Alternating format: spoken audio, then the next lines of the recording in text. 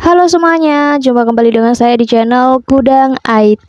Oke, di video kali ini saya akan coba bagikan tutorial bagaimana cara mengaktifkan notifikasi runtunan TikTok di HP Samsung ya.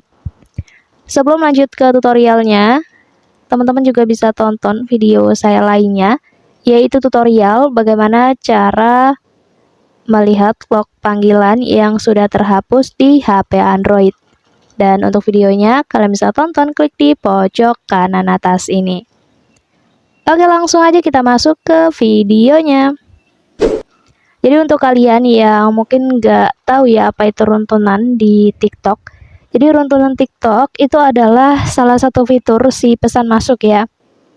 Kalau seseorang berkirim pesan di DM kita selama 3 hari berturut-turut, maka nantinya rencana runtunannya itu akan muncul ya di obrolan chat kita itu. Tetapi jika tidak ada pesan masuk selama 24 jam, maka rencana runtunan itu pun akan hilang. Nah, di video kali ini saya akan coba bagikan ya cara untuk mengaktifkan notifikasi runtunan ini. Caranya, kalian masuk aja dulu ke aplikasi TikTok-nya ya.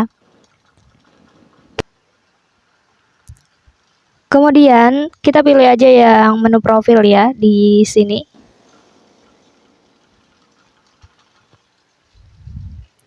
Oke, di halaman profilnya kita klik aja yang menu 3 garis di atas pojok sebelah kanan.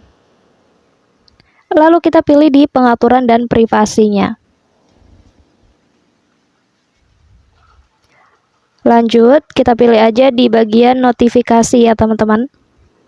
Dan di halaman notifikasinya, kalian scroll aja ke bawah. Nah, nanti di sini ada yang namanya runtunan.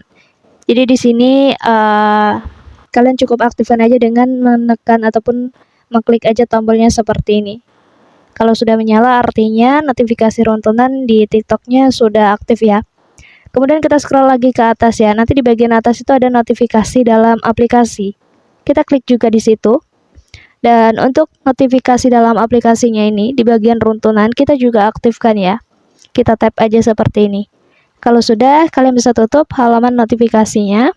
Dan di sini caranya sudah berhasil ya. Kita sudah berhasil mengaktifkan notifikasi runtunan di TikTok kita.